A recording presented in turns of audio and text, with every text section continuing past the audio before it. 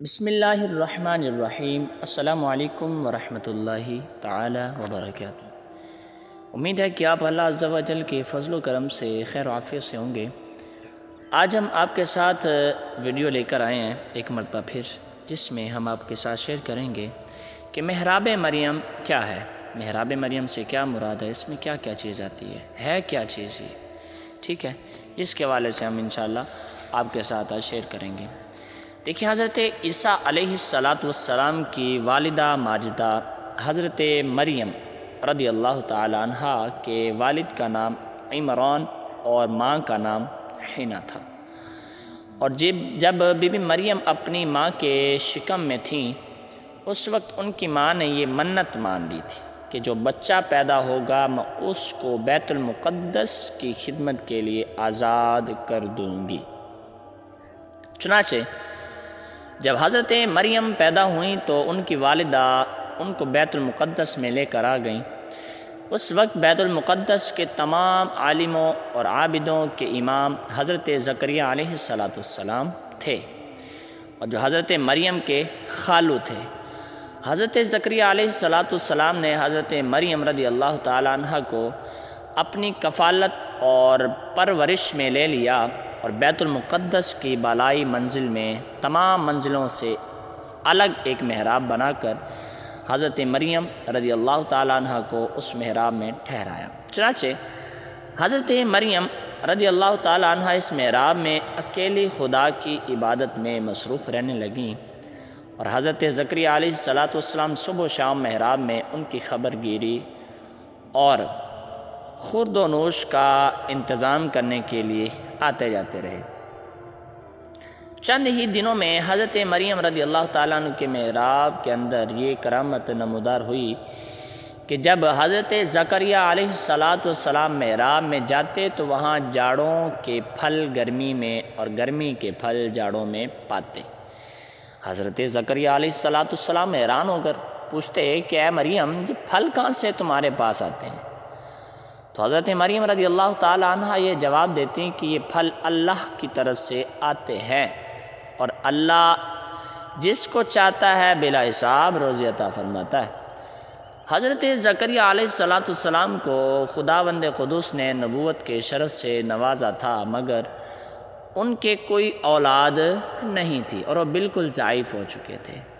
برسوں سے ان کے دل میں فرزند کی تمنا موجزن تھی، اور بارہا انہوں نے گڑ گڑا کر خدا سے اولاد نرینہ کے لیے دعا بھی مانگی تھی، مگر خدا کی شان بے نیازی کے باوجود اس کے اب تک ان کو کوئی فرزند نہیں ملا۔ جب انہوں نے حضرت مریم رضی اللہ تعالیٰ عنہ کی محراب میں یہ کرامت دیکھی نا، تو اس جگہ بے موسم کا پھل آتا تھا، تو اس وقت ان کے دل میں خیال آیا کہ میری محراب اتنی ضعیفی کی ہو چکی ہے کہ اولاد کے پھل کا موسم ختم ہو چکا ہے، مگر وہ اللہ جو حضرت مریم کی محراب میں بے موسم کے پھل عطا فرماتا ہے نا، وہ قادر ہے کہ مجھے بھی بے موسم کی اولاد کا پھل بھی عطا فرما دے۔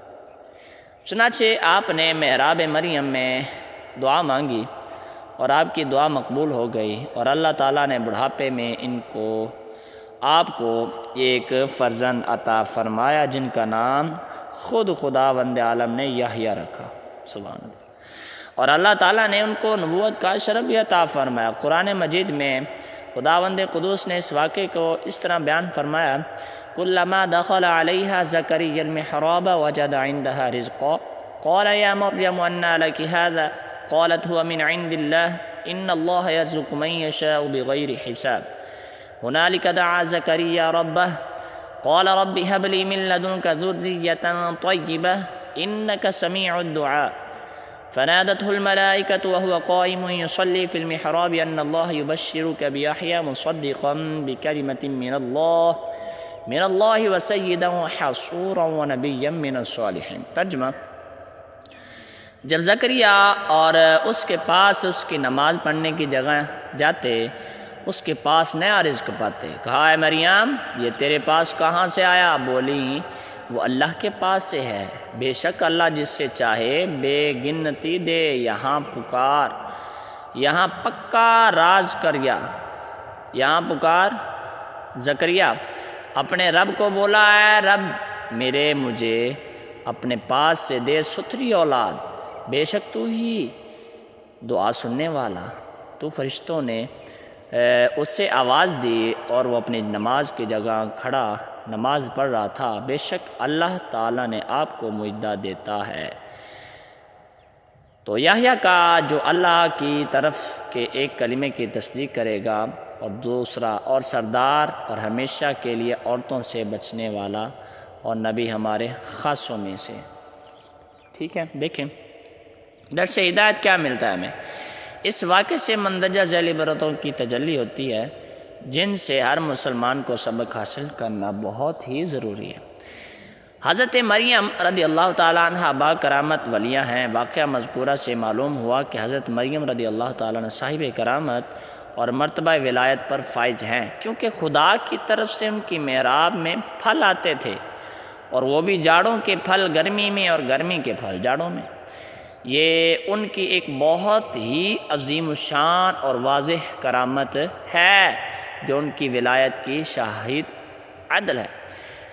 اس واقعے سے یہ بھی ثابت ہوا کہ اللہ والے یا اللہ والیاں جس جگہ عبادت کریں وہ جگہ اس قدر مقدس ہو جاتی ہے کہ وہاں رحمت خداوندی عز و جل کا نزول ہوتا ہے، اور وہاں پر دعائیں مقبول ہوا کرتی ہیں، جیسا کہ حضرت زکریا علیہ السلام کی دعا محراب مریم میں مقبول ہوئی نا۔ حالانکہ وہ اس سے پہلے بیت المقدس میں بار بار یہ دعا مان چکے تھے، مگر ان کی مراد نہیں پوری ہوئی۔ اچھا دیکھیں، جہاں اللہ تبارک و تعالیٰ کے مقبول بندے اور مقبول بندیاں چند دن بیٹھ کر عبادت کریں، جب ان جگہوں پر دعائیں مقبول ہوتی ہیں تو ان مقبولان بارگاہ الہی کی قبروں کے پاس، جہاں ان بزرگوں کا پورا جسم برسہا برس تک رہا ہے، وہاں بھی ضرور دعائیں مقبول ہوگی۔ چنانچہ حضرت امام شافعی کا بیان ہے کہ جب کسی مسئلے کا حل میرے لیے مشکل ہو جاتا تو میں بغداد جا کر حضرت امام اعظم ابو حنیفہ رحمۃ اللہ تعالیٰ علیہ کی قبر مبارک کے پاس بیٹھ کر اپنے خدا کے درمیان اور امام ممدوح کی مبارک قبر کو وسیلہ بنا کر دعا مانگتا تھا، تو میری مراد بر آتی تھی اور مسئلہ حل ہو جایا کرتا تھا۔